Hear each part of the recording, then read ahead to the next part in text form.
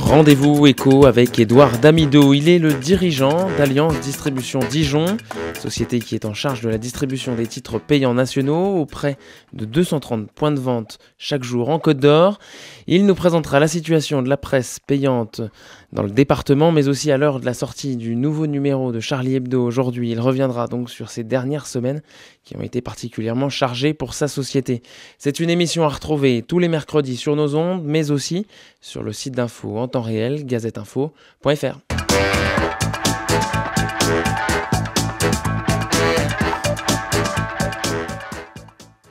Édouard Damido, bonjour, merci d'avoir accepté mon invitation. Bonjour Arthur, c'est moi qui vous remercie. Édouard Damido, je le disais, vous êtes dirigeant d'Alliance Distribution Dijon, mais au juste, quel service proposez-vous et à qui ? Alors nous sommes dépositaires de presse sur la région, donc nous approvisionnons tous les jours et toute l'année les diffuseurs de presse, c'est-à-dire tous les points de vente qui vendent la presse sur la région. Alors, nous servons un secteur qui représente quasiment tout le département de la Côte d'Or, auquel on ajoute la ville de Dole et ses alentours. Donc nous servons, comme vous l'avez dit, 230, 240 points de vente chaque jour. Et logistiquement, comment vous arrivez à gérer cette arrivée, j'imagine, massive de magazines et sa redistribution avant 8 heures ? Alors c'est une organisation de fourmis. On travaille en flux tendu chaque nuit, puisque les gros volumes de presse nous arrivent entre 22h et minuit. Les quotidiens arrivent tardivement, vers 3h30 du matin. Et nous bouclons nos tournées, la préparation des commandes, un peu avant 5h pour partir en tournée. C'est une course contre la montre chaque nuit, avec de volumes assez fluctuants. Et sur des produits, évidemment, qui sont excessivement, pour certains, périssables. Donc voilà, c'est excessivement minuté. Et vous le disiez, Édouard Damido, donc un travail de fourmi. Combien de fourmis dans votre entreprise pour réussir à réaliser ce travail ? Alors, c'est une entreprise de 16 salariés auxquels il faut rajouter, pour la partie logistique, une dizaine de sous-traitants qui s'occupent donc de la distribution des colis sur les secteurs qui vont au-delà de Dijon, c'est-à-dire que nous maîtrisons la distribution sur Dijon agglomération et nous sous-traitons la logistique sur les extérieurs. Et pour le coup, vous êtes membre d'un réseau de distribution, à peu près 40 distributeurs en France, 8400 dépositaires français qui sont livrés. Expliquez-nous un petit peu comment vous fonctionnez avec ce réseau. Les dépositaires indépendants que je représente se sont regroupés dans ce qu'on va appeler un petit peu un fonctionnement de GIE qui s'appelle Alliance Distribution, de façon à homogénéiser nos techniques commerciales notamment, et nous rassembler pour proposer auprès du réseau de diffuseurs de presse des services supplémentaires et notamment des activités de négoce, puisque Alliance Distribution a monté une centrale d'achat qui nous permet d'avoir accès à un catalogue de produits assez important pour nous diversifier, parce que c'est un... Diversification nécessaire, je crois, vous allez nous en parler. Absolument nécessaire, oui, vraiment nécessaire, puisque alors nous sommes le seul acteur, quand je dis nous sommes, je parle encore une fois des dépositaires de presse, le seul acteur de la filière à ne vivre que de la vente de presse, et de la vente de presse au numéro. Il se trouve que ce marché est orienté à la baisse malheureusement assez fortement depuis l'année 2005, puisque nous avons perdu sur 10 années près de 45% de notre chiffre d'affaires. Et comment on arrive à gérer chez Alliance Distribution Dijon justement ce tournant, ce virage ? Eh bien, évidemment, la première étape, c'est la restructuration par les coûts, puisque nous sommes considérés comme des centres de coûts. Donc on optimise nos process, on réduit nos charges, et puis une fois bien sûr qu'on est arrivé au bout de ce chemin, vient l'étape de diversification. Donc c'est cette activité de négoce. Concrètement, le négoce, quels produits sont Alors, distribués ? On a un catalogue vraiment très large qui va de la confiserie à la papeterie, à la librairie également. On distribue du livre sur le secteur. Il y a du jouet, il y a voilà, toutes sortes de produits qu'on peut retrouver chez nos distributeurs. Essentiellement les magasins traditionnels, c'est-à-dire les tabacs presse, maisons de la presse. On a encore du mal à travailler avec les grandes surfaces qui ont leur propre, évidemment, centrale d'achat pour ces produits. Et pour le coup, qui sont vos clients, qu'on éclaircisse un peu les auditeurs Qui est-ce que vous facturez à la fin du mois ? Est-ce que ce sont les magazines ? Alors, notre réseau, c'est très simple. Sur le secteur dont je vous ai parlé, délimité, on va dire, par le département de la Côte d'Or et la ville de Dole, partout où vous trouvez de la presse, ce sont des clients qui s'approvisionnent chez nous.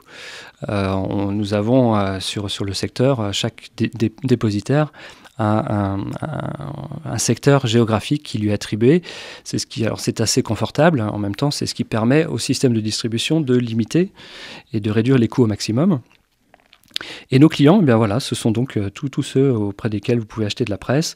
Ça va des grandes surfaces, au tabac presse, aux maisons de la presse, et qui aux payent bars, vos tabac. Prestations directement chez Alliance Distribution Dijon. Alors ils payent, nous sommes une chaîne de commissionnaires, c'est-à-dire que le titre de presse appartient à l'éditeur jusqu'à l'acte final d'achat. Sur toute la chaîne, il est en fait quasiment en dépôt-vente. Il est consigné et une fois qu'il est vendu au consommateur final, il y a un transfert donc évidemment de propriété et c'est là où la chaîne de commission se met en place. Le diffuseur de presse prélève sa commission, le dépositaire également. Au-dessus du dépositaire, il y a les messageries de presse, elles sont 2. Et tout ça remonte enfin, en dernier lieu, à l'éditeur. Et gestion d'invendus, c'est une vraie question de votre côté, j'imagine, parce que qui dit presse payante dit forcément invendu. Expliquez-nous quel est le processus derrière l'achat, Édouard Damido. Alors je vais en effrayer plus d'un. C'est vrai que nous travaillons dans un métier où le taux d'invendu est très élevé. Alors c'est très particulier aux produits presse. C'est-à-dire que 50%, pas loin de 50% de ce que nous livrons sont repris en invendu, donc reviennent invendus. Et pour ces quantités-là, 80% sont détruits. Donc ça fait quand même un volume important. Et deviennent quoi pour les autres? Alors ils sont recyclés, c'est recyclé en pâte à papier, ça devient des boîtes à œufs par exemple. Voilà. Et pour les autres, les 20% restants, ce sont des magazines qui repartent dans d'autres réseaux. Donc ça remonte aux éditeurs, puis il y a une seconde vie à l'export par exemple, voire des opérations promotionnelles. Ils sont repaquetés et dégriffés, mais pour la plupart ça repart quand même assez fortement sur l'export. Et j'en parlais en introduction, donc vos équipes ont travaillé d'arrache-pied après les attentats chez Charlie Hebdo et ce premier numéro, on va dire un peu anniversaire, entre guillemets, qui a été tiré à plus de 8 millions d'exemplaires et distribué pour partie par vos équipes.